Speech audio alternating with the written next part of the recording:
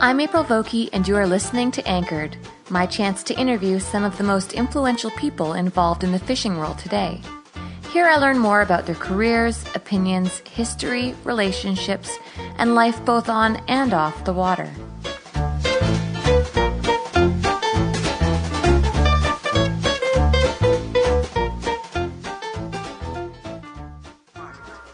Mention Peter Morse's name to just about any fly fisher in Australia, and you'll immediately have their attention.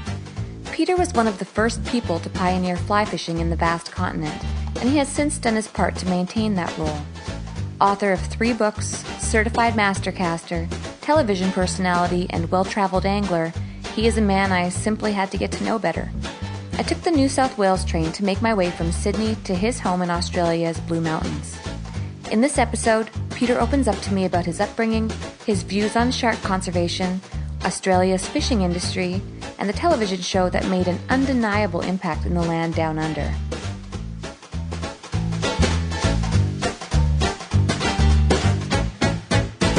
So we're sitting here right now. We're in your fly tying slash... In my shed. In Australia we would call this a shed. The man cave shed. The man cave shed, yep. It is fascinating. It's my life. It's great. And I'll be honest, you live a much more relaxed life than maybe I thought you would. Mm-hmm. I didn't really have that many assumptions about you coming into this. Obviously I know about you. As soon as I moved here, everybody asked me if I knew Peter. Your name just comes up all the time. So maybe you could just let anybody who doesn't really know what you do, maybe just let them know who Peter Morse is. Who are you? 60-year-old Caucasian male. Like long walks on the beach. Fly fisherman, obsessed fly fisherman, and have been now for 40 years. Born and raised in Fiji, in the tropics.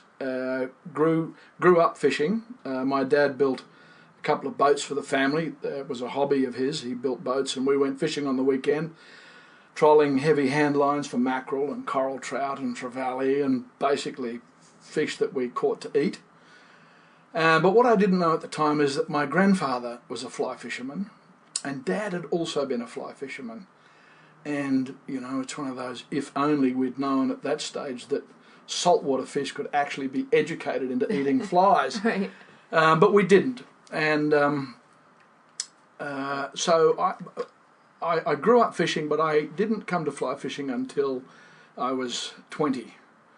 And I mean, it's one of the things I see a lot of is people encouraging children to get into fishing, but into fly fishing. Getting into fishing is fantastic, but getting into fly fishing, I think we can push it a little too hard, a little too early. And I know that from my own children, from my own experience.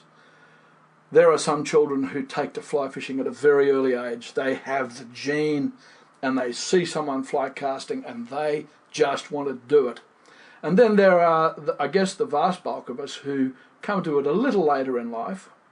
I inherited a split cane fly rod from my grandfather. Awesome. And I picked up this thing and wiggled it and thought, yes, I'm going to do this. Yeah. And I went and tried to cast this thing. It was an old Hardy Pelicana with a silk line that hadn't been used for 25, 30 years.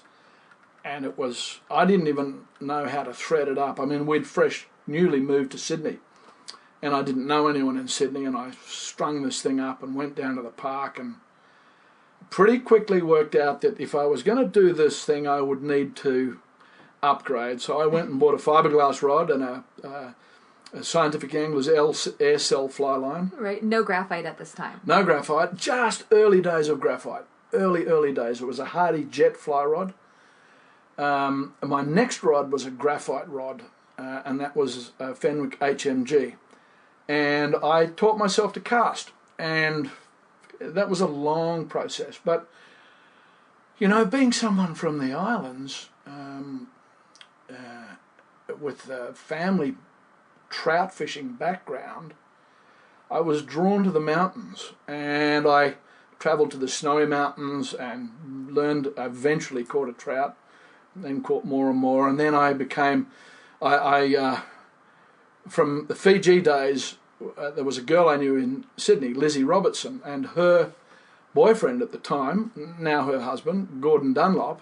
I love Gordon. You know Gordy? Of course. So we cast at the park every week. We're going marlin fishing in the next few weeks. Okay. Yeah, I love Gordon. I'm going marlin fishing with Gordy too. Awesome. Well, Gordy first introduced me to saltwater fly fishing. Oh, cool. So I used to go down to Balmoral Beach with a spin rod and catch tailor and salmon off the rocks there at the northern end of Balmoral Beach when you were allowed to fish there.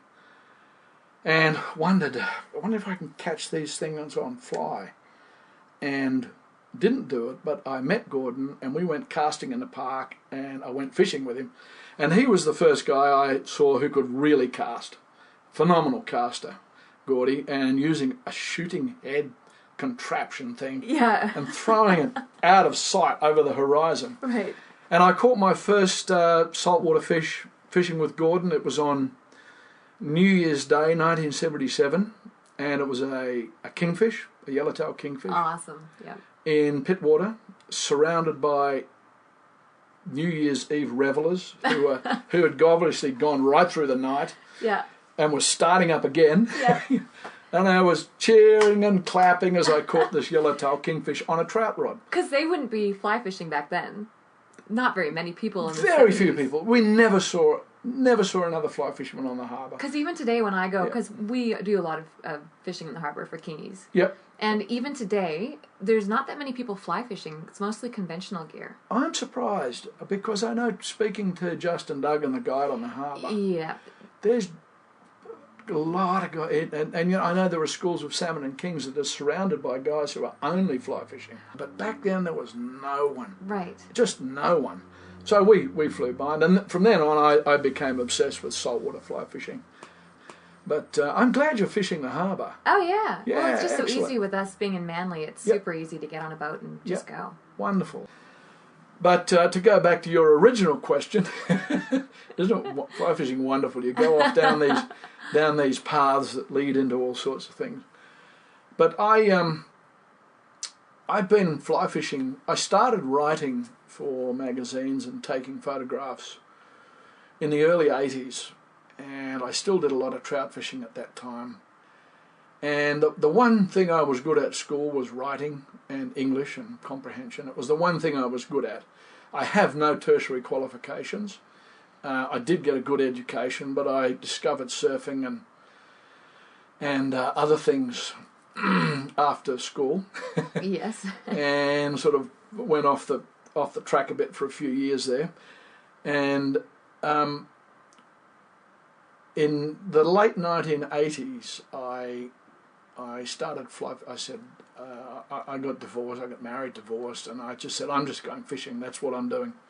That's me from now on. And I've sort of managed to scratch a living from it for many years. And recent years, things have got a bit better, but it's still a lifestyle thing. Mm-hmm. You know, it's still, you do this so that, well, someone said to me, what are you going to do when you retire? And I said, I can't retire.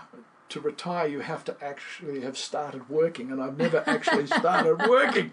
It's all I've ever done. Right. You know, so there is no retirement plan. I'm just going to keep fishing until I drop, and I hope it's on a flat somewhere, on a bonefish flat. And so that's what I've done. I had a very successful television series, and I've written a few books, and I write a lot for magazines. I teach fly casting. I'm a master instructor with the International Federation of Fly Fishers, and I teach fly casting and fly fishing, and I travel a great deal. I host trips. I don't do a lot of that these days because I enjoy fishing too much to get bogged down in hosting trips with difficult people, and you know, I just want to fish. I used to guide, and I stopped guiding for the same reason. Mm-hmm. I want to fish, and I got very frustrated showing people opportunities that I hadn't had. Right.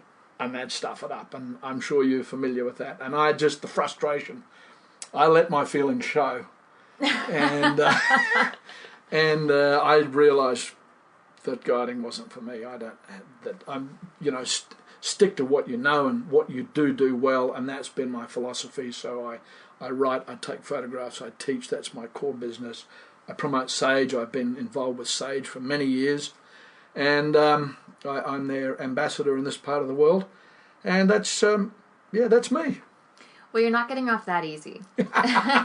Because a lot of people... here comes the digging. Well, a lot of people say to me that you were one of the pioneers of fly fishing.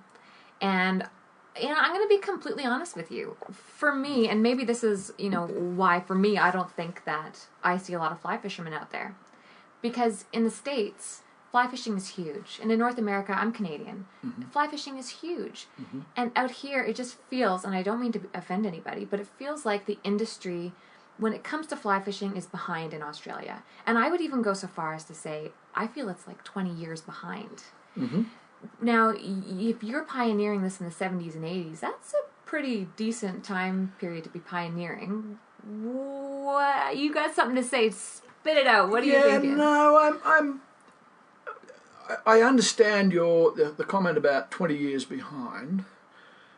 We have completely different fish species here. Mm-hmm. We have completely different fisheries.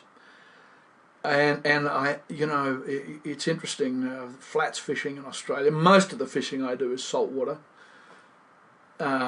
Flats fishing in Australia is very much in its infancy.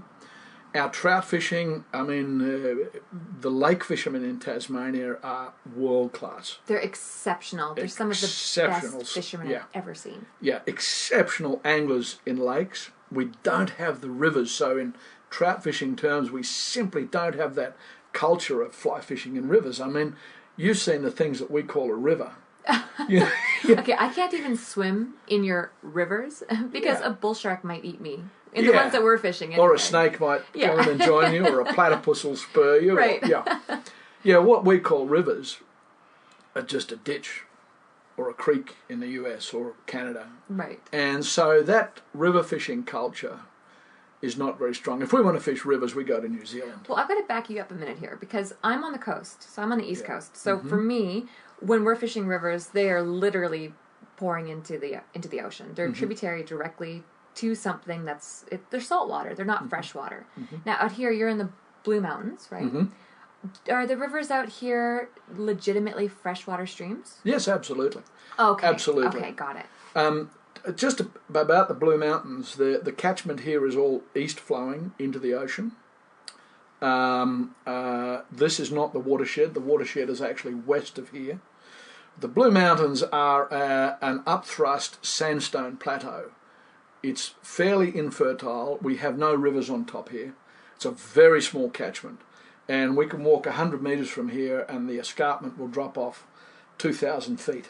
100. I'll show you later. It's pretty spectacular. So the rivers, there's a little creek in this gully here and it's 1 kilometre long. So that's all. And they flow through bedrock country. Mm-hmm. It's all sandstone, it's bedrock, there's no gravel, there's no life in them.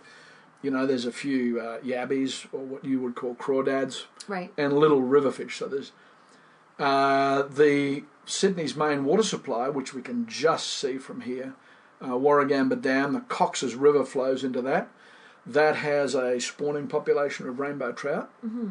It would have once held a fantastic population of bass, of our native bass, but now many of our native freshwater fish are actually catadromous, in that they live in freshwater and they spawn in saltwater. Oh, that's so interesting. So they're the reverse of yours. So when they move back up into the rivers, if there's a dam, even if we put fish ladders, the little fry can't get back up. Of course. So it's a completely opposite thing. So we have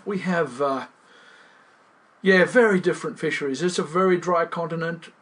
Long periods of drought. The native fish have evolved to deal with that. The introduced fish have upset that entire system. It's not simple. It's not simple. But west of here, in the mountains, in what we call the Great Dividing Range, 1,000 metres, 4,000 feet is high. Mm-hmm. So we get snow perhaps in summer, in winter, every few years we might get a few flurries. We've actually had snow here in January, which is our midsummer. Wow, that's strange. Yeah, but then west of here, on the what we call the western slopes of the Great Dividing Range, which feed the inland rivers, the Murray-Darling Basin, in the headwaters there are trout, but now carp have pushed up into all of those waterways. Were they introduced or are they native? They're indigenous? Introduced. Oh, they're... No, introduced. Okay. Carp and trout, both introduced. There are no native salmonids, and the carp, of course, are separate from that. But they have just taken over. I mean, now I fish for them. That's my summer. If I'm going to fish freshwater, right. I'll either go to New Zealand and fish trout, which is only 3.5 hours from here. Why would you want to go to New Zealand? I don't know. I'm just kidding. 30 years, I'm still trying to work it out. But or I go carp fishing. Well, I'm going to back you up to New Zealand and back you up a little bit to the industry being behind, in my opinion. And this is why. So when I travel and I tell people I live part-time in Australia, everybody wants to chat with me about New Zealand. And I love New Zealand, and the fishing is sensational. But Australia has so many amazing fishing opportunities here, and it kills me that people travel all the way to New Zealand and they don't take a week to come fish in Australia. Yeah. And maybe it's because of sheer lack of tourism that the industry feels like it's behind to me. What are your thoughts on that? The big issue is that, of course, New Zealand is a trout fishery.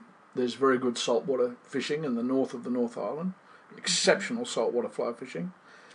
So it's a summertime fishery.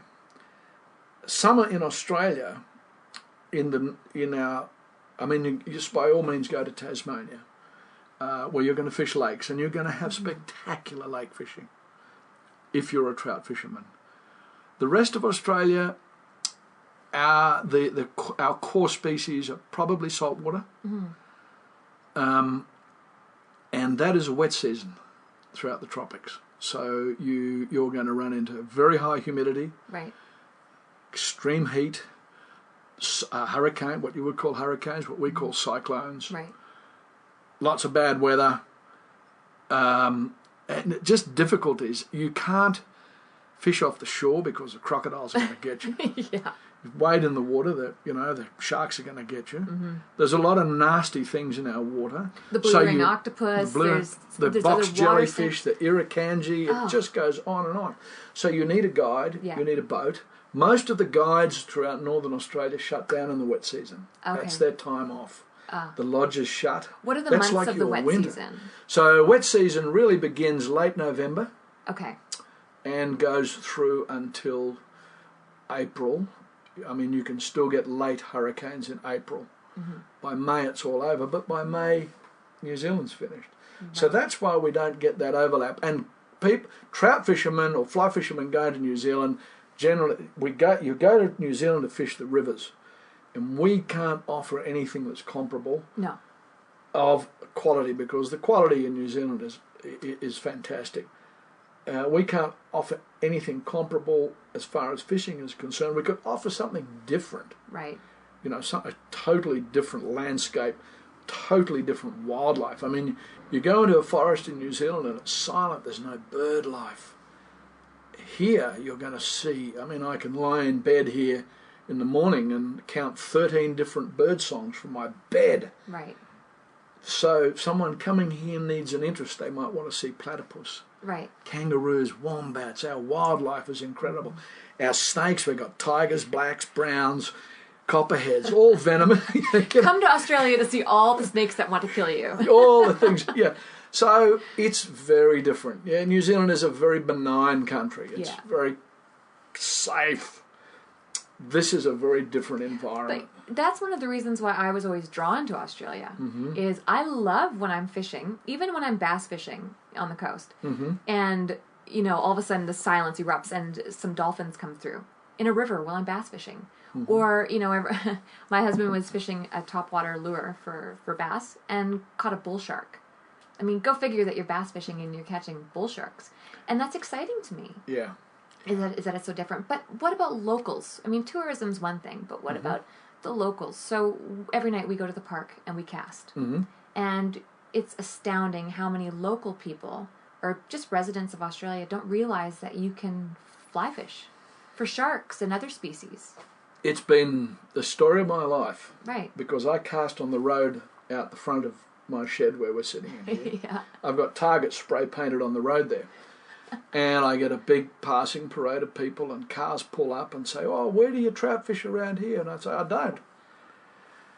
Yeah, we're a long way behind our understanding of fly fishing, and this has been my crusade. I mean, we're getting to the core of what I do, and that is that fly fishing is about a delivery method. It's not about a particular species. It's not based around species, and getting people to understand that is a battle. Even long-term fly fishermen, I know plenty of them who will only fish for trout.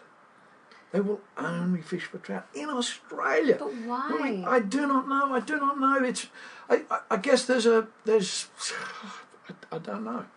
They're seen as a superior species. They're seen as being some kind of link with the old country. Yes, there is something lovely about drifting a dry fly, a size 16 dry down a bubble line, and I enjoy it myself. But there's so much else in fly fishing, and it's a constant battle to encourage people, even carp. You know, I did a fly fishing school recently, and there was an old boy on the school who'd fly fished for 35 years. Right. 35 years, all he'd ever caught were carp. Were trout, I'm sorry. He'd never seen his backing in his life, and we were on a lake, and there was some tailing carp. Made a cast, he hooked the carp, and there was his backing. He'd never seen his backing. The carp's 15 pounds. It's bigger than anything he'd ever... He said, "I had no idea." Did he convert after that? Converted. Of course he Simple, did. just like that. Well, here's what I'm interested in. Now, you had a very, very successful television series, and I've watched it on YouTube. It's excellent. It's Wildfish, right? Now, how many seasons did that run for, and when did they run? This was through the 90s, so we started in about 95. It ran through until 2000. It was 13 episode series, and then they were repeated. So it ran for 52 weeks all up over a period of 5 or 6 years. And you had a primetime television spot? Primetime, 8 o'clock Tuesday night. Okay, excellent. Did you notice a difference in the amount of people fly fishing then? Big upsurge. And then what's happened since it's not airing anymore? Okay, so this was after A River Runs Through It, and there was also another very successful show on the ABC, our national state-run broadcaster, called A River Somewhere. Okay. Which was hosted by two very funny, very intelligent, very witty fellas. Aussie guys? Aussie guys, yeah. Rob Sitch and Tom Gleisner. And that was running concurrently, and it was enormously popular. It was on the ABC, as I said, and was heavily promoted. They were well known before that, very funny guys. Have you seen the movie The Castle? I don't think so. Oh, you should. Is it an Australian movie? It's an Australian movie. It's brilliant. Is and it better very than Mad successful. Max? No, very different. It's very Okay. funny. It's a wonderful slice of Australian life, real Australiana. Great. If you want to understand this country, go and take out The Castle and watch it. Okay, it's I will. Brilliant. Well, they'd made that. So they were very well known. They'd produced it. Very well known. So this was running concurrently with the Wildfish series soon after A River Runs Through It. So there was a big upsurge in fly fishing. A lot of people went out and bought fly rods, but there was no one teaching it. So there was a vacuum. YouTube. There was a hole. There was no YouTube. Of course there was not. So they bought fly rods. Shops stocked with fly fishing rods. The next big thing is fly fishing. They stocked fly rods, but they had no one on their staff who could fly fish, who understood it. So the stuff sat there for months. Oh, no. And now they won't touch it, or so they won't stock fly fishing stuff. But now most of it's bought online. So there was just a vacuum after the series of And the other thing that happened at the time is that we discovered soft plastics. You know, there was the rubber tail lure. I don't know, what do you call them in the US? Soft plastics. I don't know what they call rubber them. tails. I never fished them till I got here. Okay. I love fishing So soft we've plastics. corrupted you. I'm adding to the problem, not the solution. Yeah. Damn it. So there was that big boom happened at the same time. So the guys who bought fly rods couldn't cast, couldn't catch fish, picked up their soft plastic rods and could just start catching fish at will. Mm-hmm. You know, it was like bait fishing. So that boom lasted for a long time. It is still going, but a lot of those guys, or a proportion of them, all carry fly rods now, and they will fish fly. They will fish fly, but they still have their soft plastic rod. There is, without question, a boom in fly fishing going on at the moment. Yes, there is. Yeah. There is, without question. There's a whole generation, the Gen Y, I suppose, if you want to call it that, discovering fly fishing all around the Australian coast. Not so much in the trout countries, but around the coast. We have an immense coastline. Yeah. I forget how many 1,000 kilometres long it is. Australia is the size of continental US. People don't realise that. And it's all ours. It's all our coastline. So it varies from 9 degrees south of the equator to 42 degrees south of the equator. It's very big. It's huge. It's huge. So we have this immense empty tropical coastline with no fishing pressure, with incredible fishing, and all around that coastline there are guys picking up fly rods and catching fish and developing fly fishing independent of what's going on elsewhere. So when you talk about saltwater fly fishing in the US, we're talking about, you're talking about tarpon, your permit, Trachionotus falcatus, bonefish, redfish, stripers. Essentially, that's it. Here we're talking 32 species of trevally. I think 15 species of mackerel. We're talking about 2 species of permit. We're talking about barramundi, all our various salmon, fish that are getting on the flats that have never seen fishermen, let alone fly fishermen, that people divert around because they're a navigational hazard, or have been up until now. So we're uncovering fishing here, and it's just going on in all these little coastal backwaters, and you need to be online on Facebook and friends with some of these people to see some of the stuff they're catching, because it's fantastic. And that is actually very exciting. And that's stuff that's going on independent of the old-fashioned fuddy-duddy trout fishing scene. Right. These guys really are doing a lot of reinventing of fly fishing. So there is, and perhaps you're not familiar with that. Perhaps you are. I don't know. Yeah. You need to go out and see some of the stuff that's going on. Doing my research around here, and I mean, I'm learning about species I didn't even know existed. We'll come back to that. I'm going to bring you back to your film. For the Wildfish series, yeah. Yeah, why'd you stop? Television. You know... You mean it's not as glamorous as everyone thinks it is? No. We could do another series right now. But we would be on a Sunday afternoon at 4 o'clock, and we could pay the television channel $30,000 for a half-hour slot. We would have to pay them. Right. So therefore, to get that $30,000 back just to pay for that slot, for that useless Sunday afternoon slot, we need to raise $30,000 per episode in sponsorship.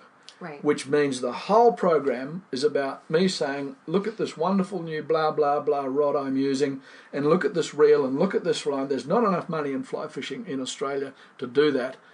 So we'd need to use spin gear, bait casting gear, game fishing gear. I would rather poke out both my eyes with a blunt, burning stick than do that sort of television. Yeah, I want to make stage in your documentaries. Right. I want to make interesting things that engage with people, that educate, that entertain. And,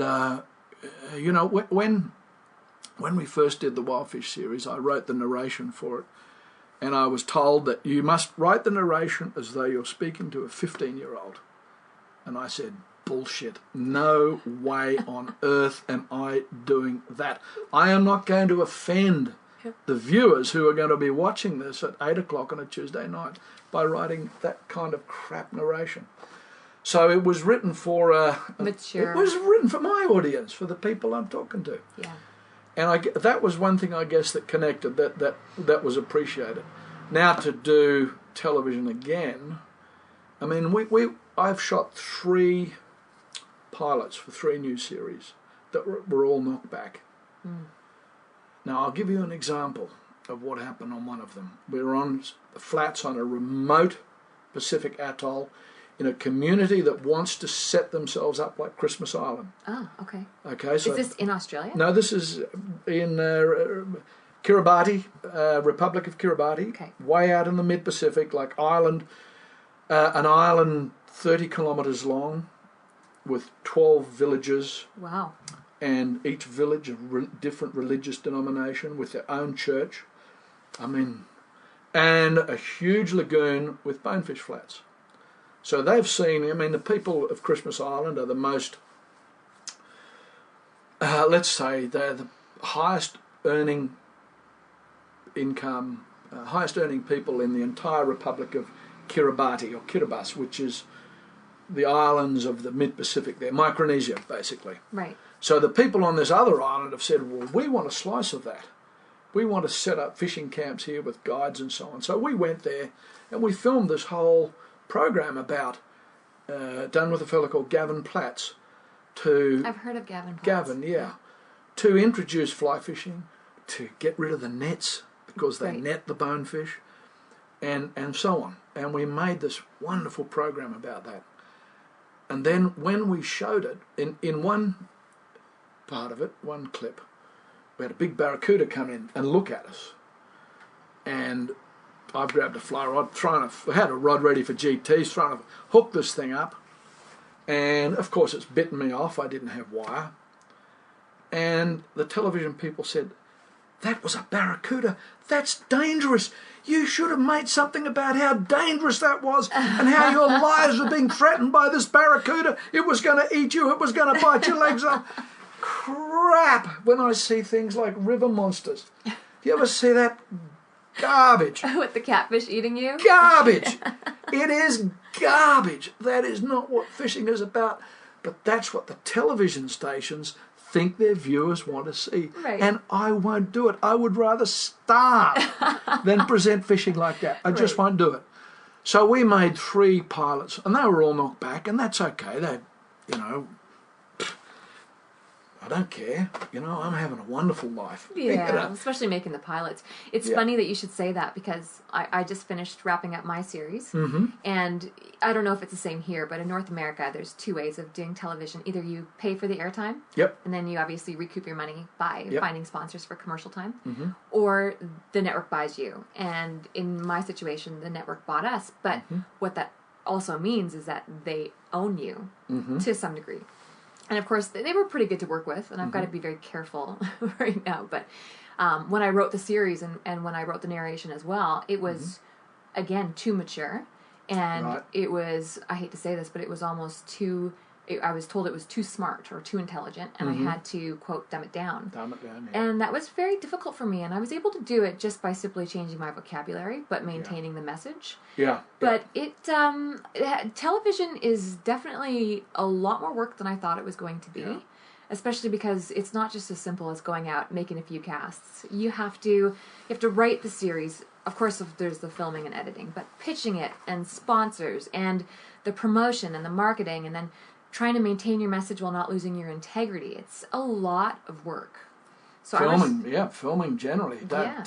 Shots from this angle, that angle. It's not fishing. And then if you're like me and you refuse to redo a hook set, or you refuse to. I did an appearance years ago with some other show, and they wanted to put this is no bullshit here. They wanted to put a wet sponge on the end of my line and have me fight it like it was a fish. And I'm not an actress, I'm a fisherman, it's just not going to happen. Yeah. So television for me is interesting, and I thought that it was really well done that you actually got that many seasons out. Yeah. It was very, very popular. But I'll tell you what we did between the series, when the first series What? finished, we got a petition going. What do you mean? A petition amongst fishermen and fly fishermen to send to the TV channel to saying, would you please do another one? That was fantastic. Oh, did they listen? Yes, and they did it. Wow. Yeah, they did it. And it was very, very popular. And yeah, so that out of that we got a second series. I would love to do it again. I would love to do television again, as I would like to do it. And with what I know now, and I'm more comfortable and relaxed in front of it, and not get too serious or self-important, or just try and make good stuff. And I'm still working with the guy who produced the Wildfish series. Oh, are you? Yeah. What are you doing?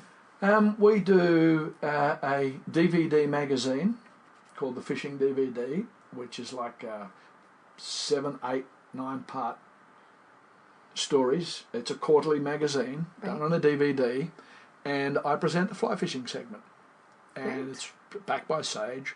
But we've got other plans, but not for television. So anyway, I can't talk too much about that now. But my days in front of a camera aren't over. Coming up, Peter shares his thoughts on rock fishing, sharks, conservation, societal battles, and our inherent need to partake in fishing.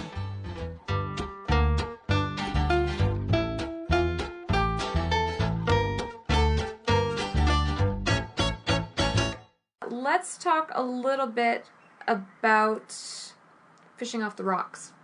So, something that I've found a new fascination with is rock fishing. Mm-hmm.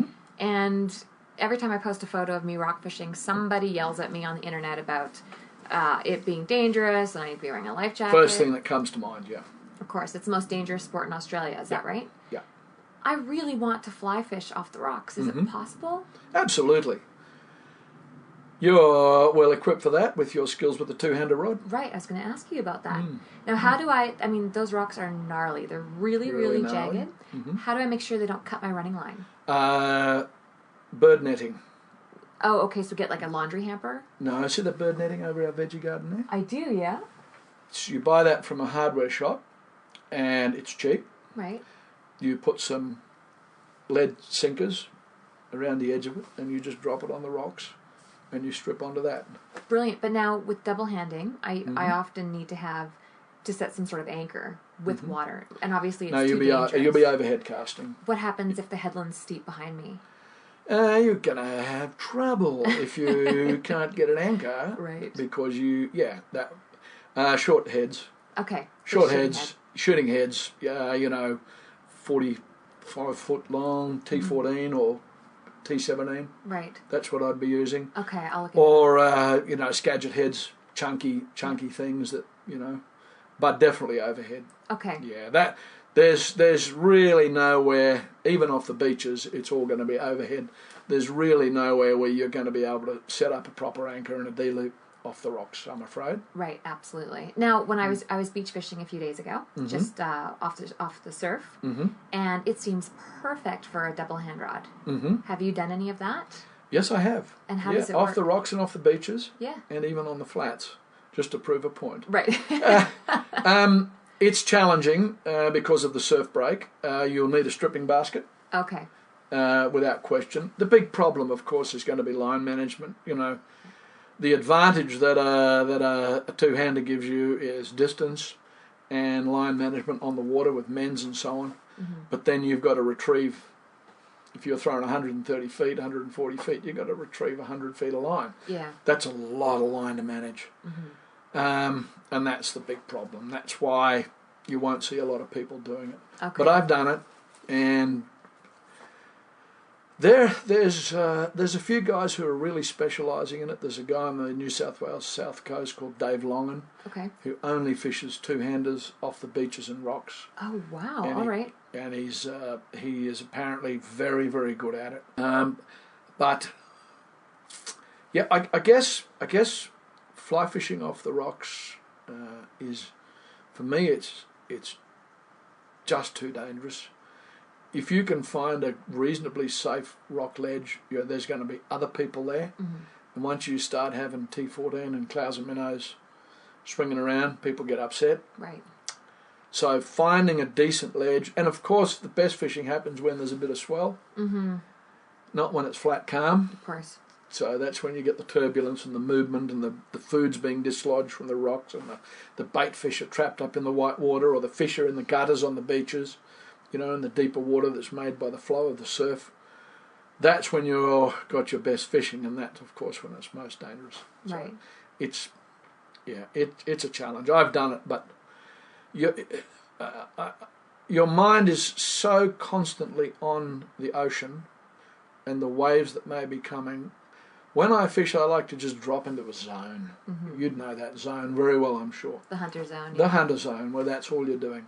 And if I've got to worry about every second or third wave, I just can't get into that zone. Yeah, it's tough. If you're wading a big river and you've got to cross that river, you can get out of that zone to cross the river. But once you get back on the bank, you're dropping back into that hunting zone. On the flats in Australia, it's a worry because of sharks, but you can see them coming, and they're not as dangerous as crocodiles are dangerous, but they're not as dangerous as that rogue wave or that one freak wave. Right. Because you go in off that, then you're in trouble. You've seen what the rocks are like. They're frightening. Yeah. They're frightening. Yeah. There's so much power in those waves. So much power in the waves. You really should wear an inflatable life vest, get away from the rocks, never fish by yourself, make sure there are other people around, whistle, Yeah, precautions. Really, really precautions, yeah. Now, sharks. They did a study on sharks, and apparently the word shark is one of those words that gets people's hearts racing. And I've been fascinated by sharks since I was a little girl. And that's actually one of the reasons I always wanted to come to Australia. Yeah. So last year I did a shark dive. I went down through Adelaide and flew down. And with the great whites? Yeah, with the Rodney Fox group. And it was a life-changing moment for me. When I got here, I wanted to catch a shark. That's still there. I still want to catch the occasional shark, even though it's frowned upon by some people. Catch them and release them. Yeah. Catch them and release them. You can. Yeah. I don't think I'll be catching any great whites anytime soon. No. But when I found out about the shark cull, the big culling they were having, it was heartbreaking. Yep. And I'm just curious if you've fished for them. What's your thoughts on the conservation aspect? Have you gone diving with them? Any close calls? That's a lot in one go. Oh, yeah. Let's start with, have you fished for them? Yes, yeah. Deliberately and on the flats, I will sometimes, if things have been a bit slow, I'll make the stupid mistake of throwing a crab fly at them, which they'll pounce on. A crab? Crab fly. Wow. Yeah, if I'm fishing for permit, then a shark, and nothing's happened, haven't seen it, throw a fly in front of it. I did not think they would take a crab fly. Yeah, they love them. Are you talking bronze whalers? What kind of No, there are a lot of different species, and there are many, many different types of reef sharks, black-tip reef sharks, and silky sharks. There are so many different species. Some will react very aggressively to a fly, and some will completely ignore it. So, yes, I do fly fish for them. I have fly fish for them, and always release them. But how do you release them? Because if you grab a shark by the usually tail, just break the fly off. Okay. They'll get rid of the fly. Is it true that if you grab a shark by the tail, it can act? Because I have caught sharks on the fly, yeah. And they can turn their entire body around to still bite. They can spin around and bite you. Usually the small ones, I can grab them by the back of the head. Oh, okay. Yeah, even then they're still incredibly strong. You can usually grab them by the back of the head, get your pliers and pull the fly out. If they're too big, I'll just break them off at the boat. But usually, because I'm not fishing with wire, usually you get a couple of good runs out of them, and then they'll just wear through or they'll bite you off. So you lose them anyway. Right. As for, I have had some very close encounters with sharks when I've been fly fishing. We were charged by a bull shark when I was filming up on the northern outer Great Barrier Reef in 2013. Right. We had to cross a channel to get from one flat to another, and there were 3 sharks in there, and I thought they were shovel-nose sharks, which are harmless, and it was a bull shark, and of course our splashing, and this shark just came straight at me, and I jumped in the air, and it went under me, I came down with my feet going like pistons. And that's the second time I've had to do that. The other one I was hooked up to a fish, and that was a smaller bull shark. And again, I jumped in the air and it went under me.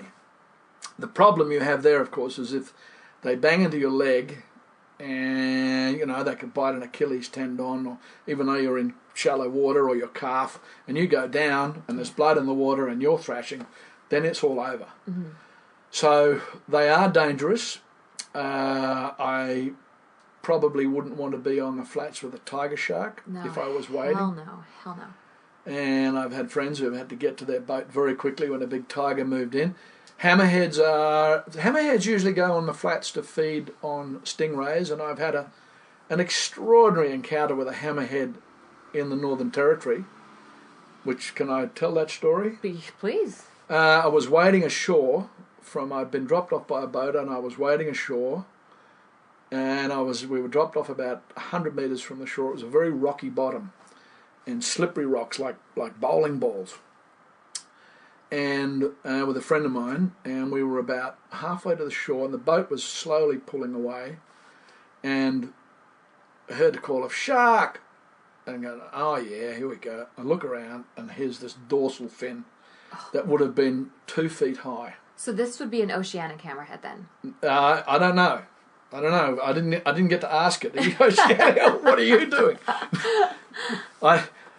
Anyway, we were walking, and we'd freshly applied sunscreen, and there was a big oil slick coming off the sunscreen where we were walking, and this thing was zigzagging up our oil slick.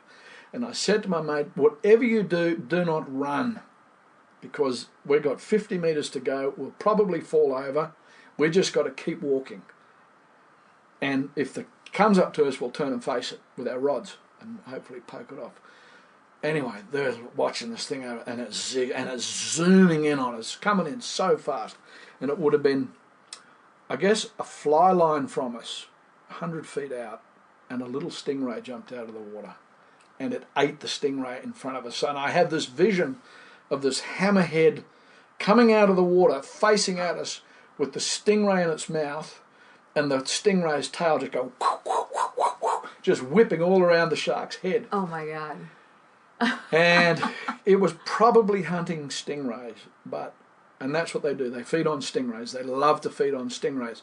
I don't know if you heard the story recently of the hammerhead that they killed in Florida that had 280 stingray spines in its head. No. So, yeah, all encrusted and embedded in its head over its legs. It was a big hammerhead. So when people talk to me about do fish feel pain, I just tell them about that. Yeah. So, but anyway, that was a pretty scary moment. I've had other encounters with sharks, but you asked me about shark conservation. I think that when you enter the water, you enter the food chain. That's the way I view it. Tragically as it is, there is no shortage of people on the planet, but there is a shortage of high-end apex predators. Right. And that's the way I view it, as sad as it may seem, or as controversial as it may seem. On the one hand, those big great whites are following the whales down the West Australian coast on their migration. The other side of it, of course, is that we've removed a lot of fish from the ocean that the sharks would normally feed on. And sharks being so protected these days, I guess the shark population is growing. However, on the other hand, I am for a certain amount of harvesting of sharks because, for example, in the Exmouth Ningaloo area, you lose 10 fish to sharks for every one landed. So what we're doing there in trying to catch, say, mackerel, for example, every mackerel we hook, we lose to sharks. So we're killing 10 for every one landed, or 10 fish. If we go fishing, we're killing 10 fish for every one we might get to land. Now that seems to me to be a terrible waste. Right. So the sharks become very used to the sound of you get the same up in Weipa, the sound of outboards. They know when someone's fishing. The moment a fish starts struggling, they're straight onto it. You cannot get a fish to the boat. Now, if we remove some of those resident fish that have learned to get that they will get a feed, at the sound of an outboard that's pulled up above them, above a patch of reef that they're resident on, if we get rid of those sharks, we will change that. I'm not saying get rid of sharks at all, but we need to think about culling sharks that have a certain behaviour pattern that is associated with us fishing. Okay. Okay. Now, there's a lot of people who eat shark here, or flake, is that right? Flake, yes. Baby sharks? Mm-hmm. And the gummy shark. The gummy shark is a southern shark species. Oh, okay. That's so what it's it is. One particular species. It's a particular species that is very good eating. It's delicious. Yeah, delicious. Is there any sort of market for these sharks that are being harvested right now, or that are being culled? Well, it would essentially be the shark fin soup market. It would be a fin market, but in Australia the law is scary market that they have to bring in the carcass of the shark. You can't. They must match every fin with a carcass. Oh, brilliant. Okay. So you can't just dump carcasses at sea. You can't bring a shark in, kill it, fin it, and then just dump the carcass at sea. Mm-hmm. If you bring in 100 fins, you've got to have, if you're taking 4 fins from each shark, you've got to have 25 shark carcasses to match up to it. So the boats aren't going to, and shark cartilage is used, shark teeth, jaws. Whether the meat of some of the bigger sharks is edible, I don't know. And one of the reasons hammerheads are so heavily harvested is because they have such big fins. Of course, right. For the shark fin market. But, it's controversial, but I do think that in some areas where sharks become a real problem, we need to do something about it. There is talk about the reintroduction of commercial shark harvesting in Exmouth. Now, I'll give you an example of the research that's done there. So they've been doing shark tallies there for I think 15 years, ever since the shark fishery was shut down. And a friend of mine who works in a tackle shop there, or the scientist, goes in and says we need to buy some bags of pilchards to burley up the shark so we can count how many sharks there are when we're diving. And burley is what you guys call chumming. Yeah. So they're going down with bags of pilchards and chumming these fish. Now, as my mate Ben said, if I want to chum for fish and I don't want the sharks to come in, I'll use pilchards. So you're chumming them with stuff that doesn't attract sharks. Oh. If you want to find out how many sharks there are there, go to the fish cleaning tables and get the buckets, some big bags of reef fish frames, and chum with them. They had to get out of the water. There were so many sharks that came in on them so quickly and so ferociously, they had to get out of the water. Right. So the science is wrong. The sharks are there. The population's there. The scientists doing the counting need to listen to the fishermen about how they should be doing their survey. Right. And they'll find that there's thousands of bloody sharks there. Well, we have a place up the coast out of Southwest Rocks, and we do a bunch of fishing up there. There's nobody there. And when I stand on the headlands and I look down, I can count so many sharks, it's astonishing. If we put a live bait out, you can count 15 minutes till you have a shark on. Mm-hmm. And so it was just really interesting for me to hear that the shark population was decreasing when there seemed to be so many sharks. Not here, not around this country, because they've been so protected. Okay. And I think there's an opening there for commercial harvest of sharks. Let's just keep the numbers. I don't mean like it's happened in Asia, where they've just been totally fished out. Mm-hmm. I mean, let's just have some common sense about this. If it's costing us 9 fish for every one landed, we can either stop fishing, right, which I'm not going to do, or we can remove some of the sharks. We can change the balance there, because the balance is out anyway. So that's the way I view it. On the subject of conservation, have you fished the Great Barrier Reef? Yes, a lot. What's that like? Unbelievable. Yeah, I there's a mothership operation called Nomad who run a spectacular operation in the northern outer Great Barrier Reef and out in the Coral Sea, and very professional operation. And I fish with them every year. I host a fly fishing week on there, and some of it's been filmed, and we've made a movie there this year which hasn't been cut yet. And it's extraordinary. It is so untouched and so remote. It's a complex of green conservation zones and completely and areas that you can fish in.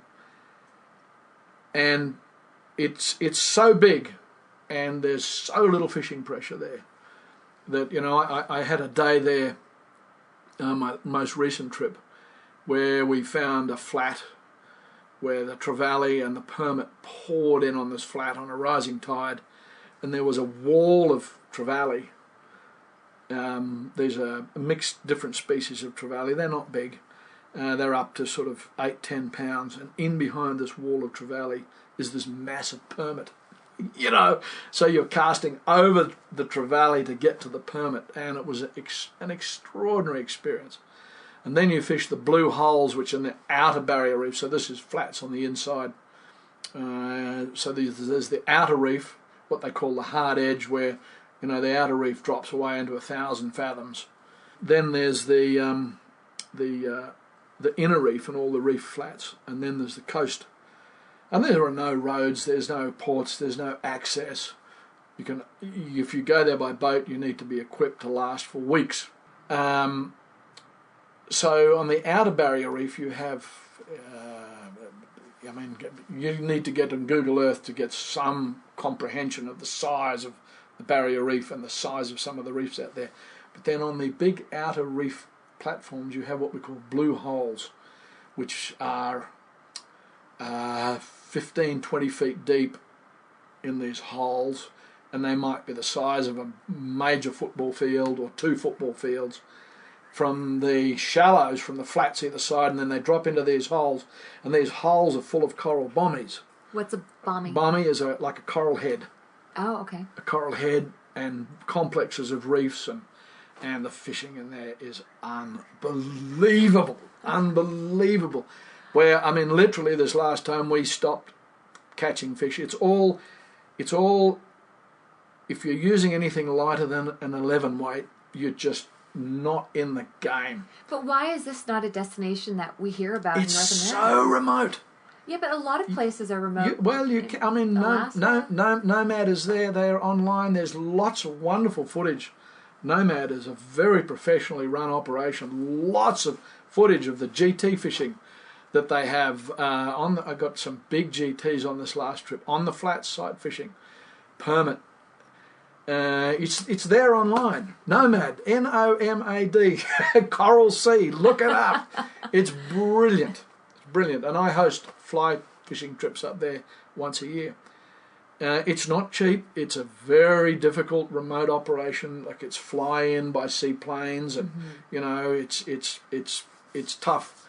It's a tough business to run. Yeah. But yeah, and you need to be switched on. You need to be up to the challenge. I've been on there when we've had Yanks, North Americans on board.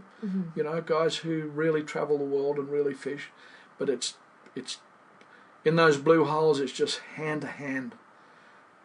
40-pound tippets, 11-weight rods, casting all day. Take a wrap and hang on. Right. Because the coral is just there, and it's just there, and it's just there, and the fish are going straight back into the coral. Right. It's gripping stuff. Hook straightening, and 6-0 hooks straightening, and busting you off. Just busting you off. It's brilliant fishing. Is it similar to anything? I mean, you said you were born in Fiji. Were your parents Australian? Yeah, well, Mum's from Scotland, Dad's Australian, yeah. Oh, isn't that interesting? Yeah, yeah. So you were born in Fiji? Born in Fiji. And I think I heard that you went to boarding school in Fiji. Boarding school in Australia. In Australia? In Australia, yep. Okay, so can you just tell me a little bit about growing up? When did you come to Australia? What year was it? 66. Okay. I came to boarding school in Australia. And we used to travel back and forth for our holidays. So I was 12 when I first came to boarding school. So I started fishing at 5 and just basically grew up in the islands. But what were your parents doing in Fiji? Well, Dad worked for the CSR, the Colonial Sugar Refinery, as it was known then, South Pacific Sugar Mills, as I guess he ran the sugarcane harvest and all the big plantations. Right. And coordinated the harvest and looked after the farmers and all that sort of thing. And Mum's family came from Scotland. Mum grew up on the banks of the Spey River. Wow. And her parents came out from Scotland during the Depression, and she stayed on back in Scotland and got an education. And then her parents came to New Zealand, and there was no work there, so her father got a job in Fiji. Now, can you imagine going from Scotland to Fiji? No. He was a boilermaker. And then she came out there, I think just prior to World War II, and they met in Fiji. Wow. And I was born there, and 3 sisters, and we just grew up in the islands. I'm a tropical person. Yeah. So the coral reefs and the islands and things like that are quite normal to me. Well, that's what I was figuring. I figured there was some sort of parallel there between the two. Yeah. Now, at 12, you came to boarding school. Boarding school, yep. So your parents stayed in Fiji, Mm-hmm. and you were on your own at 12. Yeah. I'm going to get real nosy boarding here. school. I'm nosy. I want to know more about that. So, There's not much to say, really. It was 7 years of my life where I got an education, but this was on the Gold Coast before all the canal development there, and I used to fish in the river and supplement the diet of horse meat and whatever they fed us. Just terrible disgusting. food. Yeah. With some nice fresh bream from the Nerang River.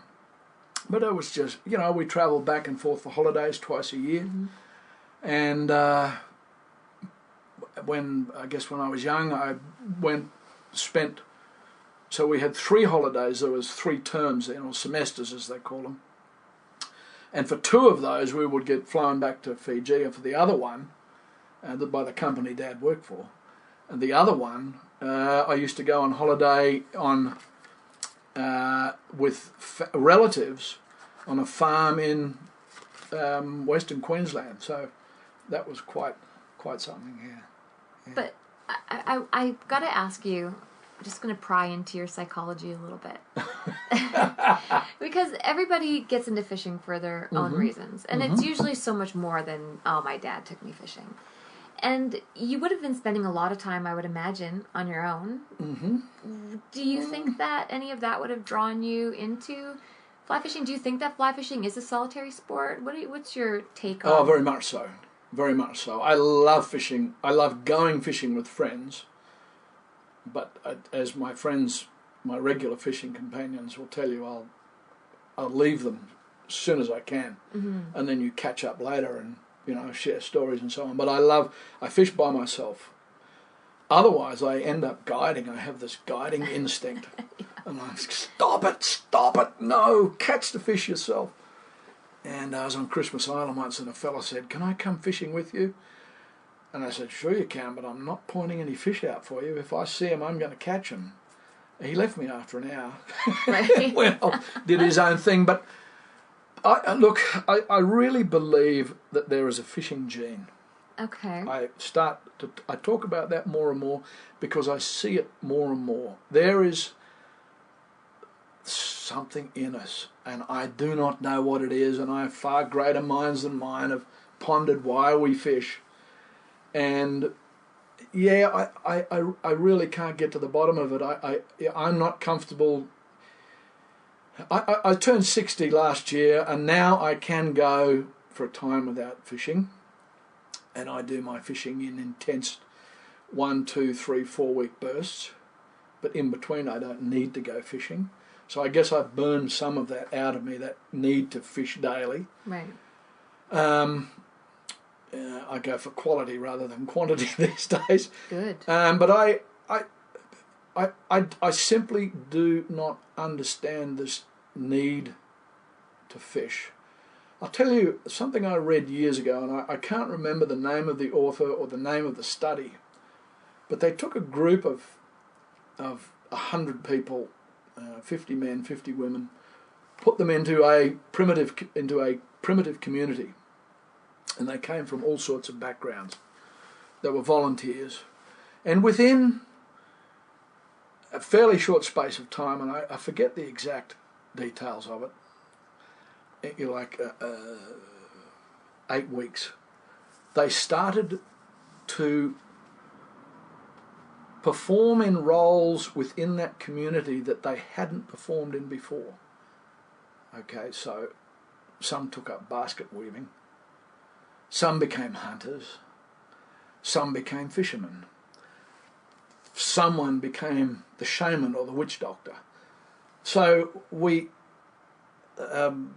this community adopted primitive societal roles out of an instinct, and I would have been one of the fishermen. Right. You know, it's I don't understand. Like some sort of a cycle, some sort of gene that is inherent. Yeah, I mean, a gene is too simplistic, but there's something that draws us to the water and to fishing and to catching fish. And yeah. like there's something that draws people to hunting, like there's something that draws people to being nurses, to being carers, or to and I think the without doubt the key to a happy life is to find that thing. Right. To find that thing, and whether it's a hobby or a lifetime, to be able to tap into it and to harness it and to work with it. Whether it's, look at painters, look at, the instinct to paint, to create art is so strong in some people, to write or to paint or to create pottery or beautiful things. It's so strong they can't not do it. You can't not do it. Right. So when I was a little girl, I did Girl Guides. Do you have that here? Girl Scouts? Boy Scouts, yeah. Girl Guides, yeah. I did 9 years, and then when I finished, I was actually a leader, and I taught the little girls. And the leaders thought I was a little sick or deranged because there was this game that we would play. And of course, you couldn't play this game now, but we'd play the stalking game. So they'd set all of us free into the forest, and there would be prey and there would be stalkers. And of course, we'd pretend to be a cougar or something like that. And I remember I loved being the stalker. This sounds like I'm sick. Maybe I am a little, I don't know. But, I'd be 6, 7 years old, and I was so excited to track these other little girls and to track another animal. To hunt. And it's been there in me since for as long as I can remember. And you see the paths, you see the animal tracks and the trails, and you look at a piece of water, and you know that's where the fish are going to be. And it's like an instinct. And I was just like that as a kid too. And it's never gone for me. And so for me, even if I'm not catching fish, I still need to stalk that, not just fish, eagles, bear, anything that is there and alive. I want to stalk it and get as close to it as possible without it knowing that I'm there.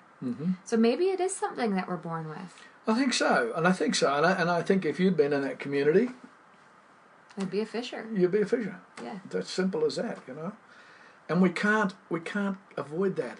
And the problem I have with the way society's going these days is that we have this huge push to shut down fishing. I mean, not so much in the US. You guys have got the guns. You guys can fight.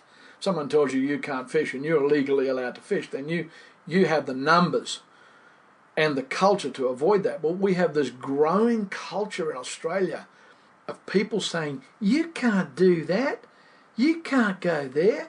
We're going to stop you. We're going to make laws that are going to stop you fishing. But now, it's not directly, not saying you can't fish, fishing is illegal. We're going to close down this area to fishing. So we eventually end up with nowhere to fish. Marine parks. Okay, got it. Okay. Which is tough. I mean, I balance on a fine line there because I understand marine parks, but I also know that for people to really want to protect something, they have to genuinely respect it.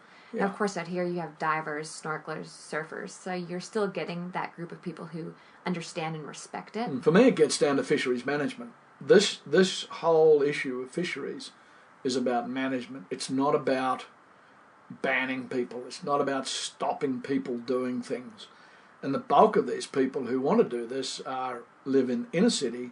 They are so disconnected from nature, unless it's nature as something purely observable. They're not involved in it. So there's this tremendous disconnect. I mean, I want to see our fish thrive selfishly so I can go fishing. But is that a bad thing? I don't think so. Fisheries for me is about management. It's about studies, fish populations, understanding their movements. I mean, for example, they banned squid fishing in North Sydney Harbour. Squid fishing. Squid are one of the most populous fish in the waters. There are millions of them. They have a 1-year lifespan. They're delicious eating. They're excellent. But they've stopped people fishing for squid because the fairy penguins eat them, apparently. But squid come and go. They're pelagic. If people don't understand the movement of fish, okay, marlin are migrating down the east coast at the moment.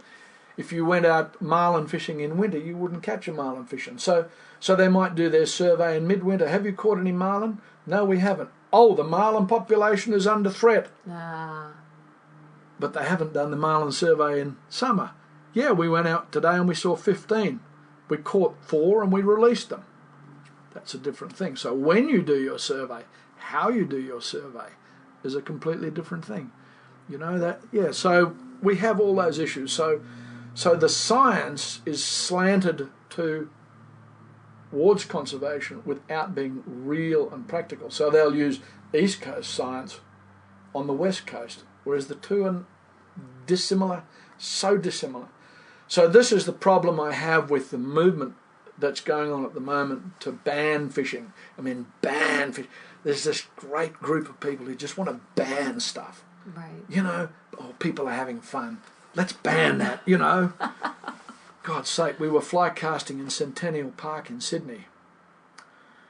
One Saturday afternoon we had a fly casting day there, and a bunch of people turned up. We had 60 or 70 rods and everyone's fly casting.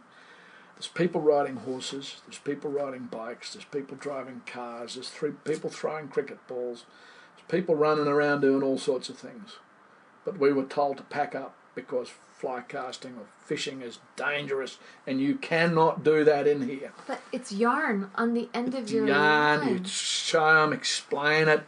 No, people are complaining that you're fishing. We're not fishing, we're on the grass. For God's sake, we're on the grass. We're not on the water. So, yeah, there's this whole nanny state thing, you know. It is a nanny. It definitely has a nanny state feel around here. Everyone's sticking their nose into your business. Oh, you can't do that there. That's not allowed. You know, I'm so sick of it. So fishing is part of that. Fishing, and we've got to fight against that. And we need to educate those people. But we need fisheries management above all. I mean, that's the most important thing we can have. Do you think you need more advocates? We need more advocates. We're finally getting together. You know, Is social media helping that? Social media is helping that enormously. There's now a united body for recreational fishing in Australia that meets at a federal level with ministers, and we have a great minister now who is a very keen fisherman. You know, and they've done things like ban the super trawlers, and they're listening to us. Right. But it's at a state level and a local level where the problem exists. And yeah, social media helps, and just pointing out the folly of some of this stuff, just the stupidity of it. You know, that's all we can do. So yeah, this is a cause. But anyway, where were we? We were on boarding school. Yeah. How did we get there? That's all right. It's all part of it. Well, I only have a couple more questions for you. Yep. Okay. So, regrets. Mm-hmm. Do you have any? I mean, you're one of those people who, when I meet you, you walk in, you look happy, you're confident, you're very well-spoken, you just look like a man with no problems. You know, which is, you know, everyone has their problems. Yeah, but you have a great partner. I've met Monique. She's excellent. Yep. You got a wonderful woman. Yep. Yep. You got great kids. You got a wonderful house. Your man cave we're in right now is astounding. What is there in you that I might be surprised at, or is there something that you wish you'd done that you hadn't, or any regrets? Absolutely. Getting a tertiary education. Everything I've done, I've learned on the go. I'm self-taught. I have there's a story I wrote years ago called "You'll Work It Out." Okay, a short story. a true story. A true story that I tell at casting days, where so much of what we do in life, you know, we can learn to fly fish online. Everything is there. So people stop working things out. I call it joining the dots. You find a fish here, why? You find a fish there for the same reason, why? Blah, blah, blah. So working things out. I'm a person who has to learn by working things out. I am a very poor student. Okay. I'm Why? a very poor student. I'm not because I want to work it out myself. Yourself. I want to work this out because I know that in working it out, I will understand it a lot better, whereas just being told, do this. I'll do this. Yeah, but why? Are you stubborn? You seem like a stubborn guy. Yeah, pretty stubborn. Yeah. Pretty stubborn. I've learned through the becoming an MCI, a master instructor, I have learn, to listen, to shut up. You can't be learning and listening if you're talking. Right. You know, that's been a really great journey for me. Good to know, yeah. Yeah. By the way, congrats on that. That's a huge accomplishment. Yep. It's a lot of work. There it is up on the wall. I know. I'm working towards mine right now, and just seeing it just encourages me and inspires me. Thank you. Very happy to help you in whatever way I can. Thanks, Peter. But, certainly getting a tertiary education, and it's not too late for that, but I don't have time for it. I want to keep fishing. Not much else. I live a wonderful life. I work for myself. I guess money. I mean, we could always do with more money. I have enough to get by. I can't afford to retire. I just have to keep working, but that's okay. I just keep doing what I've done. I've got to stay healthy and fit. That's a very important thing for me these days. I worked in the wine industry for many years. We didn't touch on that, and I used to drink a great deal. I love fine wine and food. It's my great weakness. And so I've got to watch that. I cut way back, and I've got to stay fit and healthy. That's very important to me to keep doing what I'm doing. That's my only issue, you know. I guess the other side of things is turning 60. There is this idea that seems to be around that, oh, you're 60 now, you're over the hill, what would you know? But I know that fly fishing is one of those things that you never stop learning, that experience really does matter, really, really does matter. And there's this great gang of young guys, you know, always pushing at your back. I really enjoy fishing with young fellas because their energy drags you along. Right. Yeah, and you can teach them stuff and, you know, you learn stuff from them, but their energy just drags you along. I really enjoy that. But, yeah, turning 60, slowing down, but I'm staying fit. Look, I've got stuff on my calendar through until the end of 2016. I ain't slowing down for anybody. Yeah. Started my new book. Yeah, as somebody who's writing a book right now myself, and definitely having the white page syndrome, where I am having a really hard time starting. I do start, but then I end up deleting and starting from the beginning again. I just cannot seem to get the groove. Do you have any words of wisdom? Because you've published 3 books now. 3 books now, yeah. I'm working on a 4th. Yes, I do. Do not throw it away. No? Do not delete it. Just start writing. Just start writing and let it come. You've got to bang through that first couple of paragraphs, then start to look for the groove, find the common story. But you've got to, in all of doing all of that, what you're looking for is your opening paragraph, your opening sentence, your opening word. You've got to find that, and then the rest will flow. Now, I sometimes find my opening paragraph in my 3rd, 4th, or 5th paragraph. And I might even find my closing paragraph in my 1st paragraph. So don't delete it. Okay. Keep it. I will stop Keep it. pressing the delete button. There will be good stuff in there. Okay? There will be good stuff in there. And the white page syndrome, these days, I just start writing. And I will start making... Once you start writing, you stimulate the thought process and the memory, and you keep a notebook by your side and make notes on what comes up, or I'll go under where I'm writing and I'll just make a quick 1-2 words, and then I'll return to what I'm doing, and that will stay on the page and just keep moving down. But I think with the white page syndrome, just start writing. You know, you just have to do that. And I know sometimes it stares at you and what a lovely morning this is. Yeah. Start writing, you know, get it. And writing is very much like anything else we do. The more you do it, the easier it becomes. It's like practicing fly casting. Yeah. the more you do it, the better we become at it. Right. And if you have a break from it, it's always more difficult to get back in it. I know once I get on a roll, and my current book, called A Few Great Flies and How to Fish Them, started out as something completely different. I hear that from a lot of authors. Yeah.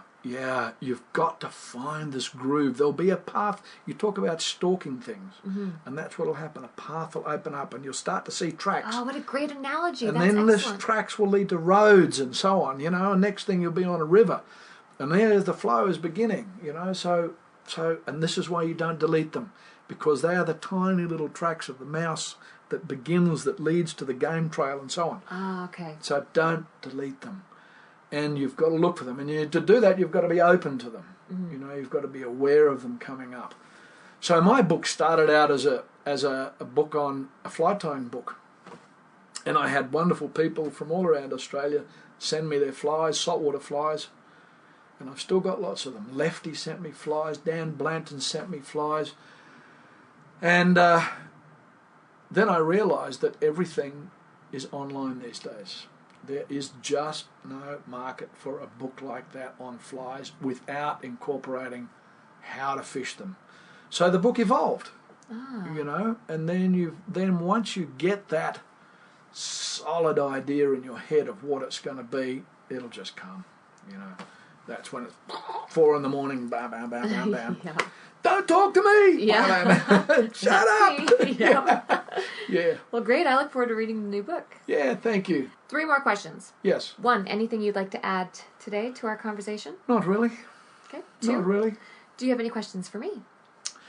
I'd like to do that in another interview. Okay, we'll do it. Yeah, well, question, how are you enjoying Australia? I love Australia. Yeah, and Charlie's a lovely fella. You must have a nice life with him. Yeah, things are I've known excellent. Charlie for a long time. Yeah, you guys go way back, huh? Way back. I met him at Sydney Airport. He was on his way to Chile to meet you. And he said, "Hey, did I tell you I'm getting married?" And I said, "No, I didn't." I said, "Who's the girl?" He said, "You would have heard of her, April Vokey." "No!" I said, "No! You old dog." Yeah, so funny. it's wonderful. I laughed and laughed. Yeah, he had such a smile on his face when he told me. Well, when we met, because we met in Norway, and when I've always known I'd lived 6 months in BC, and 6 months somewhere warm, and I had just gotten back from Honduras, and I fell in love. Yeah, I fell in love with Roatan. And so I thought, well, I'm just going to buy a piece of property here. So I started looking around, found a couple places, and was prepared to buy a place there. And then it would have been a month later I met him, and I thought, well, it's going to be more expensive as far as travel goes, but let's do it. So this is my 6 months warm. And what's so amazing about it here for me is the fishing has far exceeded my expectations. And the pressure is nothing like what I expected it would be.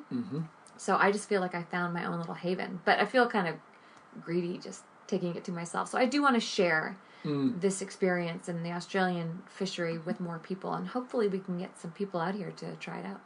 How much of it have you seen?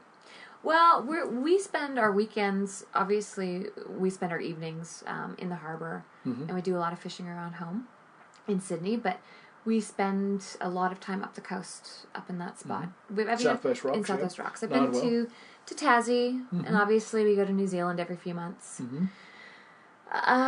Melbourne, Have you caught a barramundi yet? No, and we had a barramundi trip, and we had to cancel it. So for my birthday, we're going barramundi fishing. Non-negotiable. Where and when? In April. In April. Runoff time. Yeah. Wonderful. Okay. Yeah. We were supposed to have gone last March, but we had some work obligations, and so we had to cancel. And then right now we're just fixated on marlin. I told you I caught my first marlin last week. I'm obsessed with marlin. Wonderful, wonderful fish. And, it's a great year for marlin. But my dream is I really want to get up to the Northern Territory.